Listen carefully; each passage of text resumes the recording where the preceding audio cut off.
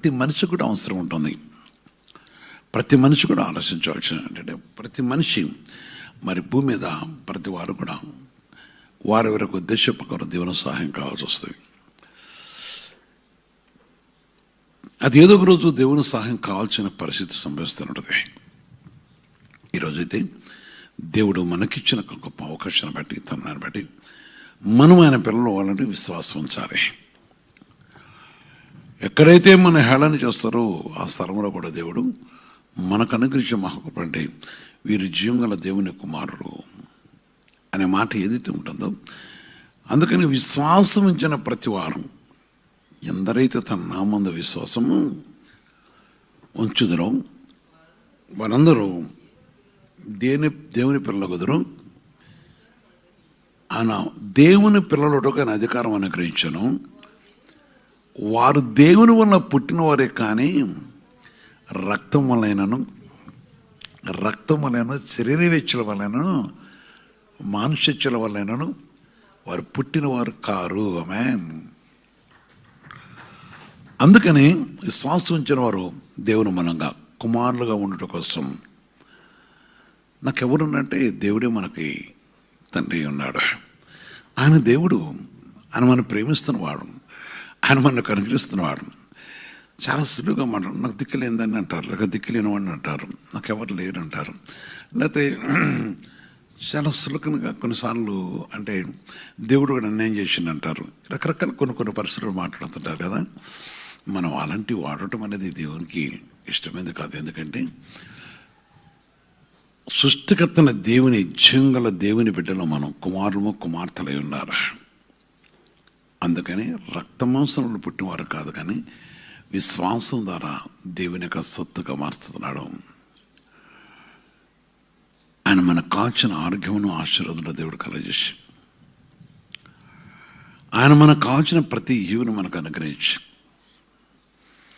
ఆయన సన్నిధిలో మనకు కాల్చిన ప్రతి అవసరత తీర్చి, ఆయన కృపను నామను బట్టి మనకు కరుణించి, ఆయన కృపయు కనికరమును కటాక్షను దయచేస్తూ, ఆయన మనం ప్రేమించి కనికరిస్తున్న దేవుడు.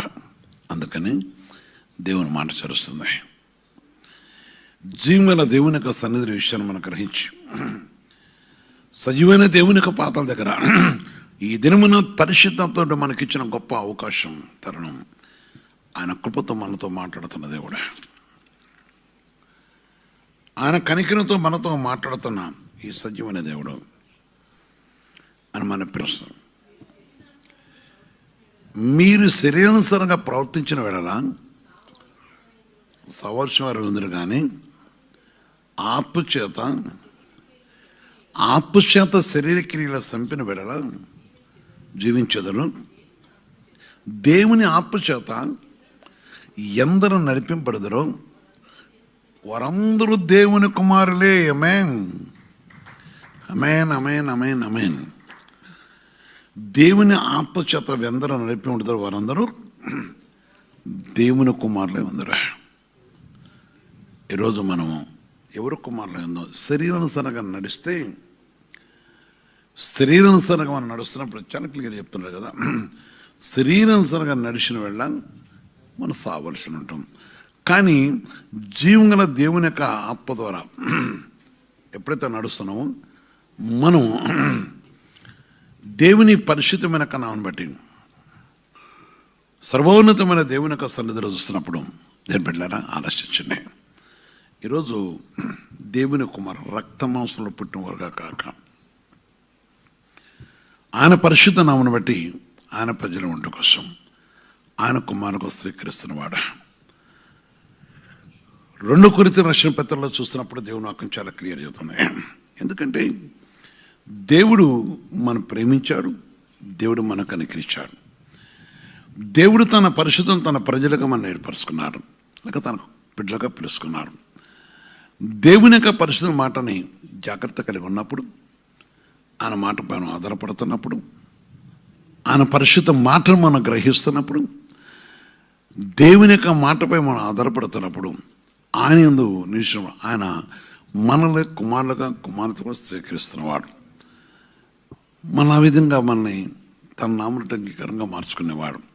అందుకొరకే చెప్తున్న దేవుని యొక్క మాట బట్టి ఆయన పరిశుద్ధమైన మాట యందు మనం ఎప్పుడైతే ఆశ కలిగి జీవగల దేవుని యొక్క బిడ్డగా నిలిచినకు ఇష్టపడుతున్నాం, ఆయన మాట ఆయన వాక్కును బట్టి మన విషయాన్ని గ్రహించగలుగుతాం. అందుకని వాక్యం చెరుస్తుంది. 2 కొరింథీ పత్రిక 6:18 చెప్తున్నాడు. 2 కొరింథీ రాసిన పత్రిక 18 అధ్యాయంలో 6:18 చూస్తే ప్రభు వాక్యం చెరుస్తుంది. నేను వారిలో నివసించి సంచరిందును, నేను వారికి దేవుడినై ఉందును, వారు నాకు ప్రజలై ఉందురు. కావున నేను వారికి దేవుడై ఉందును, వారు నాకు ప్రజలై ఉందురు. కావున మీరు వారి మధ్య నుండి బయలువెళ్ళుడి, ప్రత్యేకంగా ఉండుడి. మరియు మీరు వారి మధ్య నుండి బయలువెళ్ళి, బయలువెళ్ళంటే లోకం నుంచి ఇంకెక్కడి నుంచి పొమ్మని చెప్పట్ల. ఆ మాట యేసయ్య కూడా చెప్పాడు. వారు లోకం నుంచి తీసుకొని పోవట్లేదు, కానీ లోకం నుంచి వారు తీసుకొని పోవనట్లేదు కానీ అని చెబుతూ, లోకమున లోకుమారులో ప్రవేశింపకుండా ఇంకో విషయం ఏంటంటే అని చాలా చక్కగా చెప్పాడు. దేవుని పరిశుద్ధ వాక్యంలో మనం చూస్తున్నప్పుడు వాక్యం విధంగా చదువుతుంది. ప్రేమిలారా, దేవుని పరిశుద్ధ నామను బట్టి ఏమని ప్రార్థిస్తున్నాడు అంటే, యేసుప్రభు చెప్తున్న ఒక విషయాన్ని చూస్తున్నప్పుడు, ఇకను లోకంలో ఉండను కానీ వీరు లోకంలో ఉన్నారు. పరిశుద్ధుల తండ్రి, మనము ఏకమై ఉండక వారును ఏకమై ఉన్నట్లు నీవు నాకు అనుగ్రహించిన నీ నామందు కనుక దీని బిడ్డలా కాపాడమని అడిగాడు. దానికంటే ముఖ్యమైన విషయం ఏంటంటే, దేవుడు ఏమంటాడంటే 17వ అధ్యాయంలో 15వ చెప్తున్నాడు, నీవు లోకం నుండి వారిని తీసుకొని పొమ్మని నేను ప్రార్థించటం లేదు, కానీ దుష్టుడి నుండి వారిని కాపాడమని ప్రార్థించుతున్నాను. ఆమేన్. అందుకనే దుష్టుడి నుండి అక్కడ ఏమన్నాడు, మీరు ప్రత్యేకంగా ఉండుడి, ప్రత్యేకంగా ఉండుడి, మీరు విషయంలో చాలా జాగ్రత్త కలిగి ఉండమన్నాడు. కారణం ఏంటంటే, మరి దుష్టుడైన వాడు ప్రవేశించి చాలామంది కుటుంబాలను చాలామంది జీవితాలను పాడు చేస్తూ ఉన్నారు కనుక, అనేకులు దుష్టికి బానిసలైన వారు కనుక, మరి ఈ సమయం దేవుని వాక్యాన్ని గైకొంటూ వాక్యానికి లోబడుతూ వాక్యమైన దేవునితో కలిసి పరిశుద్ధాత్మ దేవునితో నిలిచడం కోసం దేవుడు మన ప్రేమించి కనుకరించడం. అందుకని ఏమంటే అక్కడ ప్రత్యేకంగా ఉండుడి, మరియు నేను మిమ్మల్ని చేర్చుకుందును, మీకు తండ్రినై ఉందును, మీరు నాకు కుమారులను కుమార్తెలై ఉందరు. ఆమేన్. మీరు నాకు కుమారులు కుమార్తెలై ఉందరు. అందుకని ఈ దిన యొక్క అంశంలో మనం చూస్తున్నప్పుడు జీవం గల దేవుని కుమారులై ఉన్నారు కనుక, మరి ఈ సమయం అట్టి దేవునితో కలిసి జీవించే విషయంలో వస్తమే కష్టాలు, నష్టాలు, విరుకులు, ఇబ్బందులు సంభవిస్తుంటాయి. కొన్నిసార్లు మనసులో చాలా వేదన, రోదన కలుగుతుంటుంది. మరి కొన్ని విషయాలు చూసినప్పుడు అయ్యో ఈ దినం ఎట్ట గడిచిపోతుందని వెతుకుతున్న వారు ఉంటారు. ఇంకా చెప్పాలంటే కొన్ని రుణ బాధలతో పడి అనేక విషయాలలో మరి కొందరు సమాధానాలు చెప్పలేక కుంగిపోతున్న వారు ఉంటారు. కొన్ని పరిస్థితులు ఉంటుంటాయి. ఇంకా ఏంటంటే దేవుని యొక్క వాక్యానికి లోబడ్డప్పుడు దేవుడు తప్పక మనం దీవించేవాడు కనుక, ఈరోజు మన కుమారులుగా కుమార్తెలుగా నిలిచి ఆయన పరిశుద్ధంగా నిలిచినప్పుడు దేవుడు మన దీవించి ఆశ్రయించేవాడని దేవుని వాక్యం చేస్తుంది. వాక్యమైన దేవునితో, దేవుని మాటతో, దేవుని వాక్కుతో నిలిచడం కోసం. అందుకనే ఈరోజు యువతీ కాలంలో దేవుని బిడ్డలారా, దుష్టు నుంచి తప్పించేవాడు, మన విమోచించేవాడు, మన కనికరించేవాడు, మన కటాక్షిస్తున్నవాడు, మన అవసరత పెరిగినవాడు కనుక మనం అడిగినప్పుడు మనకు జవాబు ఇవ్వకన ఇష్టపడుతున్నాడు. ఎందుకంటే ఆయన మన తండ్రి కనుక. ఆయన మన తండ్రి. ఒకడు మన తండ్రి, లోకంలో ఉన్న తండ్రి అంటే మరి రక్తమాంసంలో పుట్టిన, రక్తమాంసం వల్ల కనిన తండ్రి ఒక్కొక్కసారి కొన్ని విషయాల్లో మనకు ఒక్కలా తీర్చిపోవచ్చు, కానీ ఈ తండ్రి ప్రతి విషయంలో కూడా మన సహాయం చేసేవాడు, మన అవసరం తీర్చేవాడు, మనకు ఉద్దేశాలను సఫలం చేసేవాడు. ఆమేన్. అందుకే ప్రియమైన దేవుని యొక్క పరిశుద్ధ మాటను బట్టి ఈ విషయాన్ని మనం గ్రహించి దేవుని వాక్యాన్ని అనుసరించి మనం వెతుకుతున్నప్పుడు మొదటి యోహాను పత్రిక 3వ అధ్యాయం చూస్తే మొదటి వచనం నుంచి 2వ వచనం వరకు చూస్తున్నప్పుడు దేవుని వాక్యం తెలుస్తుంది. మొదటి యోహాను పత్రిక 3వ అధ్యాయంలో చూస్తున్నప్పుడు మనం దేవుని పిల్లలమని పిలువబడినట్లు తండ్రి మనకెట్టు ప్రేమను అనుగ్రహించిన చూడడి, మన దేవుని పిల్లలమే. ఎవరి పిల్లలం? దేవుని పిల్లలమే. ఈ హేతు చేత లోకం మనలను ఎరగదు, ఎలానగా అది ఆయనను ఎరగలేదు కనుక లోకం ఆయన ఎరగలేదు కనుక మనం ఎరగలేదు. అందుకనే ఒక ప్రియులారా, ఇప్పుడు మనం దేవుని పిల్లలమై ఉన్నాం. మనకి ఏమైందో అది ఇక ప్రత్యక్షపరచబడలేదు, కానీ ఆయన ప్రత్యక్షమైనప్పుడు ఆయన ఉన్నట్లుగానే ఆయన సూతం కనుక ఆయన పోలి ఉందామని ఎరుగుదము. యేసుక్రీస్తు పరిశుద్ధ మహిమ కలుగాక. కనుక ఆయన పోలి ఉంటాం కనుక ఈ విషయాన్ని జ్ఞాపేసుకొని మరి ఈరోజు చాలామంది అంటారు కదా, పోలి కూడా తండ్రి పోలికి వచ్చింది, లేక ఇంకా కొన్ని విషయాలు అంటుంటారు కదా. అదే విషయంలో కూడా మనం కూడా దేవుని పోలిక, క్రీస్తు పోలికగా దేవుని పోలికగా ఉంటాం. దేవుడు ఆ విధంగా మనం సృష్టించుకున్నాడు. ఆయన ఏమన్నాడంటే తన స్వరూపందు మనం చేద్దామని చేశాడు. అందుకే మనం ఆయన పోలిక ఉంటాం. క్రీస్తు రక్తంలో కడగబడే ప్రతి వారు కూడా ఆయన ప్రతి మనిషి కూడా దేవుని పోలిక పెట్టారు. కానీ ఆయన కుమారులుగా అంగీకరించక ఆయన తండ్రికి అంగీకరించక అనేకులు వారి వరకు ఎంతో భూమి మీద ఎందరినో మరి వారు కోరుకున్న విధానాన్ని బట్టి సృష్టికర్తల దేవుని చూడలేని పరిస్థితి అవుతుంది. కానీ యేసు ప్రభు తన పవిత్ర రక్తంతో మనల్ని కూడా కొనుక్కొని ఆయన కుమారులుగా, ఆయన కుమార్తెలుగా, ఆయన బిడ్డలుగా స్వీకరించడానికి ఆయన ఇష్టపడ్డాడు. అందుకే మనం అడిగేది ఏది ఆయన కాదనేది కాదు. ఆయన మనకి ఇచ్చేవాడు, మనకు అనుకరించేవాడు, మన ఆదరించేవాడు. ప్రత్యేకించి ఇక్కడికి చెప్తున్న విషయం ఏంటంటే, ప్రభు నామటి ఓ దినం రాబోతుందో ఆ దినం ఆయన పోలికగా ఉన్న మనం ఆయన కలుసుకుంటామని ప్రభు ఆజ్ఞించవస్తుంది. పరిశుద్ధ తండ్రి, సర్వోన్నతమైన దేవ, మీ పరిశుద్ధ పాదమున కొందరం తెలుస్తున్నా. మీరు పరిశుద్ధులు ప్రభువు, నీ నామండి ప్రభు జీవగల దేవుని కుమారులై ఉన్నారని ఆనాడు వర్షప్ గ్రంథంలో చూస్తున్నప్పుడు ఆ ప్రజలు చెప్పిన విధానం లేక బట్టి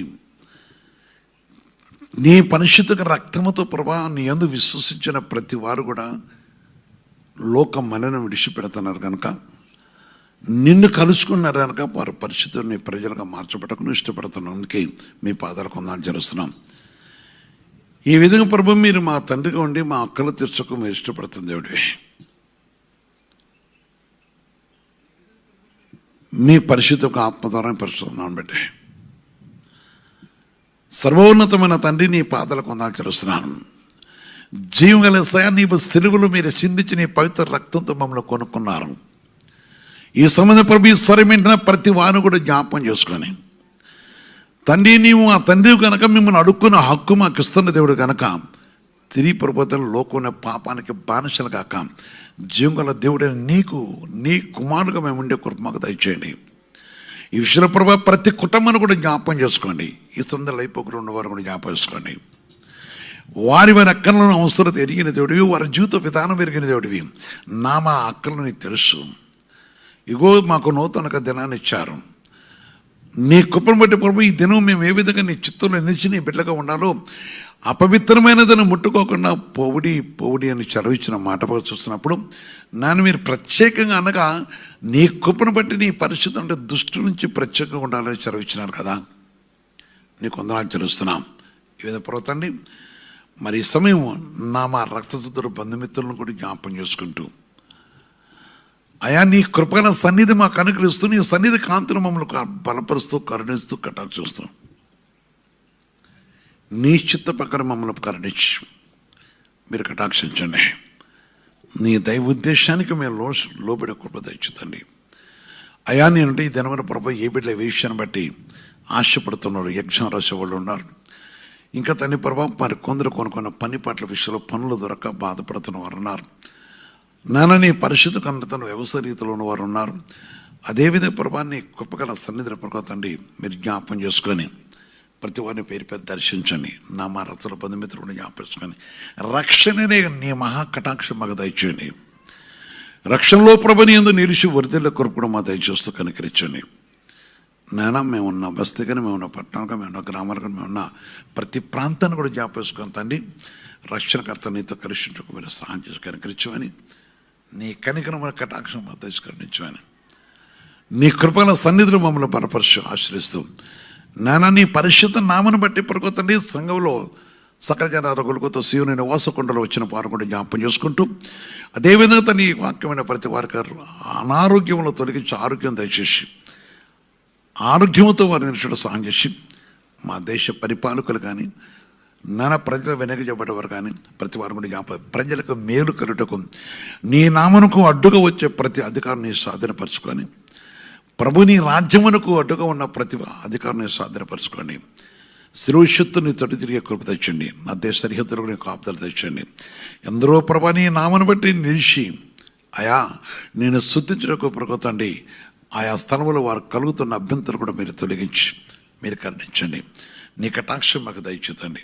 నీ కృప తెచ్చుతని నీ నామను బట్టి సమయపోతుంది ప్రతి సేదేరు తొలిపట్టు కూడా సహాయం చేసి అన్వేషణ ప్రభా నీ కృపా కనికరమని దీవెన ఆశలు తెచ్చేస్తూ నీ కృపగల సన్నిధి మాకు అనుగ్రహించి కటాక్షించి ఈ దిన దీవులతో నడిపించి ప్రతి వారికి అక్కల తెచ్చి ఆశ్రయించి దీవించమని యేసుక్రీస్తు నామమున ప్రార్థించి వరకు వస్తున్నాను తండ్రి. ఆమేన్, ఆమేన్, ఆమేన్.